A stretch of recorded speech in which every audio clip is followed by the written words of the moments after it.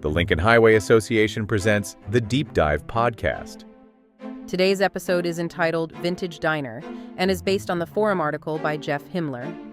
This episode is brought to you by the Indiana chapter of the Lincoln Highway Association on the web at indianalincolnhighway.org.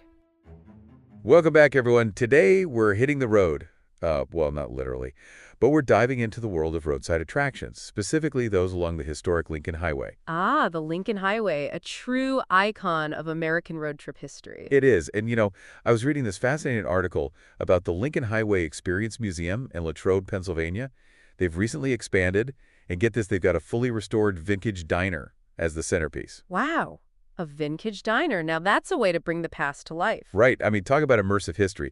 So I thought we could dig into this article, explore the story of this diner, and maybe even brainstorm some ideas about the future of roadside attractions. Sounds like a plan. Let's take a trip back in time. Okay, so according to the article, this diner has quite a journey behind it. It wasn't always a museum piece. Oh, I bet. What's the backstory? So it originally opened back in 1938 near the Pennsylvania Turnpike in Irwin. It was called Sarro's Diner. Sarro's Diner. I can almost picture it. Chrome exterior, red vinyl booths, the sizzle of burgers on the grill. Right. A classic slice of Americana. Imagine all the travelers who stopped there over the years. Must have been a hub of activity. It makes you wonder what stories those walls could tell. Absolutely. So it operated as Sarro's for about 2 decades. Then in '58, it was bought by another family, the Rolkes. Oh, so new owners, new chapter. Yep. They moved it to Youngwood, renamed it the Willow. The Willow. Kind of a poetic name for a diner, isn't it? It is. And they ran it for a while, but, time takes its toll. Eventually, the diner fell into disrepair. Oh, that's sad to hear. So many of these roadside treasures fade away. Right. But this one got a second chance. The Senator John Heinz History Center bought it in 1990.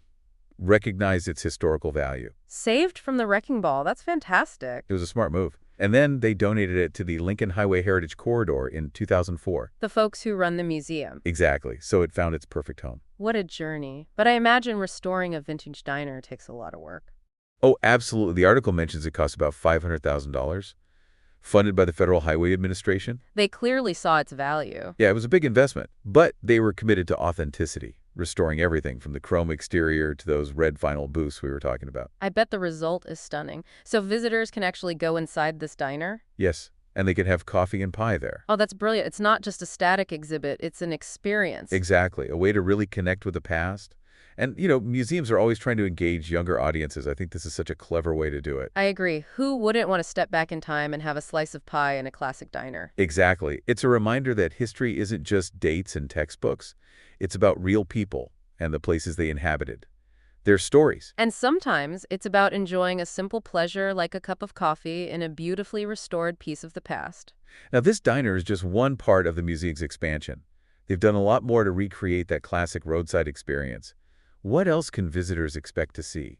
Well, they've created kind of a little streetscape there to give you that roadside feel. So there's actually a facade of a vintage filling station. Oh, that's cool. Yeah, complete with like the old gas pumps and everything. Oh, I love those old gas pumps. They're so iconic with the old logos and the colors. Yeah, and it really captures, it was a different era for getting gas. Like it was a whole experience, right? It was. It wasn't just self-serve, run in, run out. Exactly. You'd have somebody come out, check your oil, clean your windshield. Yeah, it was full service. Okay, so we've got the diner, we've got the filling station. What else is there? Well, this is really cool. They also have a restored 1939 tourist cabin. Oh, wow. Like a little roadside motel cabin? Yeah, and they've actually set it up. According to the article, it's like you're, a tourist from that era. So it's got period details like a brownie camera. Oh, how fun. An old radio, music from that time, even a map of Pennsylvania laid out like you're, planning your route through the Laurel Highlands. Oh, that's such a cool detail. It's really like stepping back in time. It is. And then to kind of round out the whole experience, there's also a 1937 Packard on display.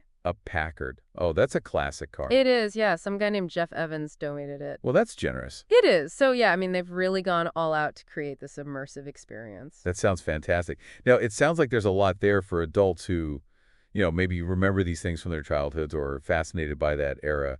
But have they done anything to appeal to kids? Oh, absolutely. They've actually got an area called the Penny for Your Tots Arcade. Cute. It is. Yeah, it's for like the preschool set, and they get like Lincoln pennies to play these vintage games. Oh, that's adorable. I love that. Yeah, and they have this one game called Cruise the Corridor where they race these little wooden cars, and it's on tracks that mimic the hills and valleys of those old Pennsylvania highways. Oh, that's so clever. It is. So they're really teaching them about, what it was like to drive on those early roads. That's fantastic. So it sounds like they've really thought of everything and created a really engaging experience for visitors of all ages. They have. I mean, the whole expansion cost just over $1 million. Wow. Which included a new septic system too. But, a lot of it went to creating this streetscape and highlighting the diner. So was the diner the main draw? Is that kind of what they're hoping will attract people? It seems like it. It's unusual. You don't see a diner in a museum every day. Right. And it's so iconic. It's instantly recognizable. It is. And, they're hoping it will appeal to younger generations and kind of spark their interest in the whole history of the Lincoln Highway. Yeah, I can see that. It's a really smart strategy. Use something familiar and fun to kind of draw people in. Exactly. And then once they're there, they can learn all about this amazing highway and its impact on American history. It's like come for the diner, stay for the history lesson.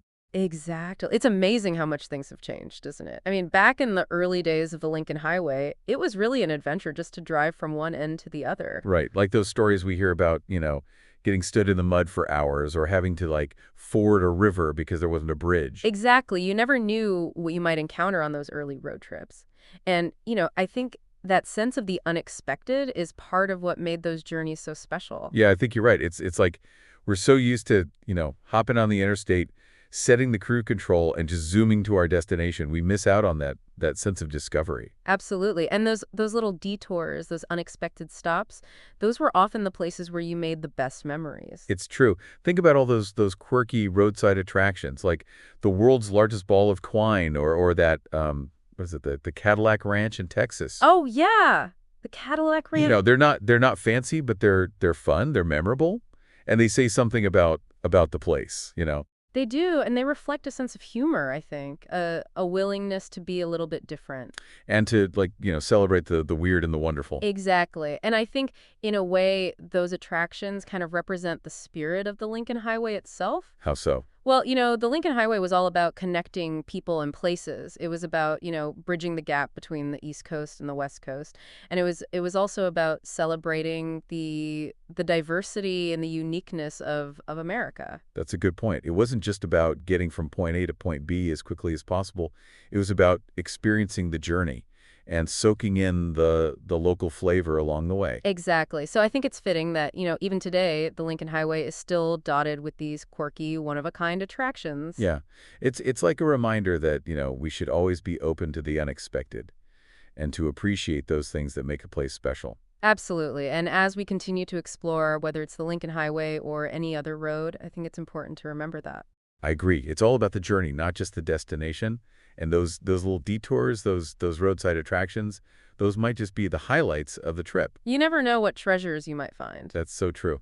Well, I think this has been a fantastic deep dive into the world of the Lincoln Highway and those roadside attractions that make it so special. It has been, and I hope it inspires some of our listeners to get out there and explore it for themselves. Me too. And who knows? Maybe we'll stumble upon the inspiration for our next deep dive along the way. That would be fantastic. Always on the lookout for the next adventure. Exactly. So until next time, keep on exploring. And if you happen to be passing through Latrobe, Pennsylvania, be sure to stop by the Lincoln Highway Experience Museum and check out that amazing vintage diner. It's a real treat. A step back in time. It is. All right, folks, that's it for this deep dive. See you next time. For more information about today's Lincoln Highway, our annual LHA conference, member tours, route maps, and chapter activities, go to our website at lincolnhighwayassociation.org.